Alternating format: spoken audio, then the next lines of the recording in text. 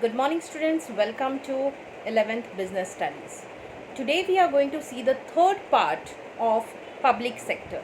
The first one was departmental undertaking, second statutory corporation, and today the third one, that is government company. Now when I say government company, what actually you mean? That the company which belongs to government. Somewhere you are right, but how do we say it belongs to the government? The government company is a company in which not less than 51% of paid up share capital is held by central government or state government or jointly by both. That means partly by both of them. So, any organization, any company whose shares are more than 51%, that means major stakeholder is with government. Okay, that is called as government company. Example, Hindustan Antiseptic Limited, then State Trading Corporation of India. Many examples are there of government companies. Government company was established under the Companies Act 1956, but later on now it has been amended and it has been made 2013. So the definition is not changed, it is same definition. So a government company means a company which is not less than 51% of paid up capital held by them, that is central government, state government, or jointly by both, any one of them we can say, or by jointly. So here the shares of the company are purchased in the name of President of India. Okay, whenever they purchase the share, it is purchased in the name of President of India.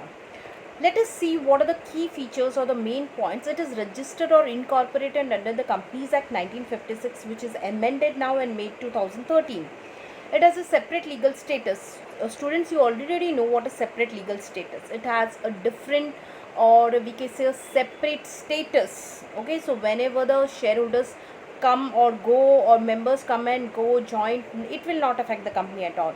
It will has a separate legal entity where it can make file a case against someone, or someone else can file against case them. It means sue, and it can be sued by the organization. They can purchase the property. It has its own identity.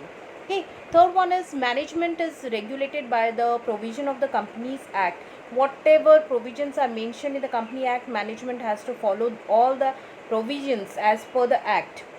Employees are recruited and appointment as per the rules and regulations contained in the two important documents of company, that is Memorandum of Association and Article of Association.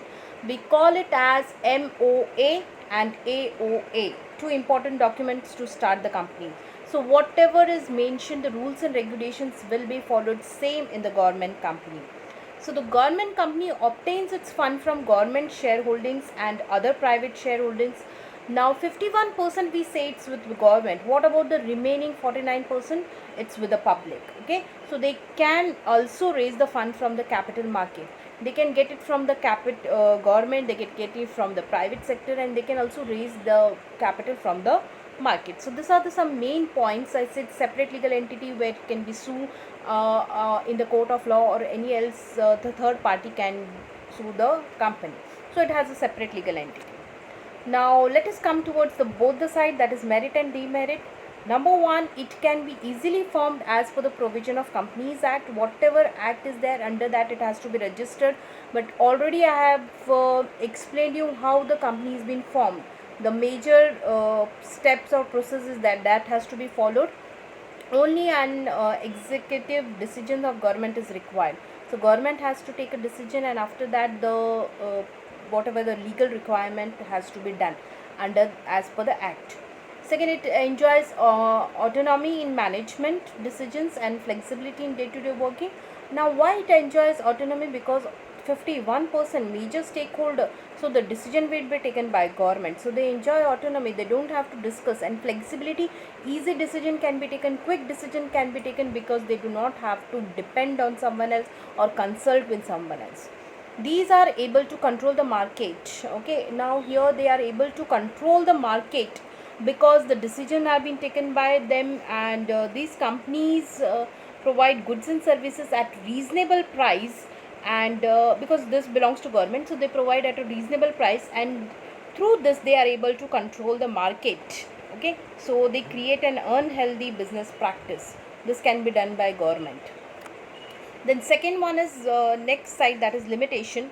It suffer from interference from government ministers, officers, politicians, because it belongs to government. 51% share is with government, so interference will be there. It evaluates the constitutional responsibility which a company financed by the government should have, as it is not directly answerable to the parliament. So here the responsibility has to be taken by the government, because finance come from the government 51%. But here they are not answerable in the parliament, because they do not get the finance from the budget. Okay, they purchase the share, they are the major share holder. So it is not been financed by the government as it was in the case of departmental undertaking. So they do not so this government company has a separate entity, and departmental doesn't have that. So here they are not answerable in the parliament. And the board usually consists of the politicians, then civil servants who are interested more in pleasing the political bosses, because if they want to please them, they will purchase the share and they will become a shareholder. So then what happens, it's an inefficient operation of the company, because of only pleasing them they come and join this company. So the company will not work with a proper objective. So this is a limitation of government company. Now where it is suitable, suitability means where the private sector is also needed along with government company. So if suppose government needs a monopoly, they will only go for a departmental undertakings where it belongs wholly to the government. But wherever they think that there should be a private sector also involved in this, then they will go for a government company. And second, where activities related to finance are to be encouraged. So wherever government think that they cannot budget, we cannot give them annual budget, so we purchase the share, we form a government company, and where private sector will also invest. So this where the government company where 51% or more than 51% share is required. We have seen meaning, then merit and demerit, and suitability. So this we have finished all the three classifications of our public sector. Thank you so much.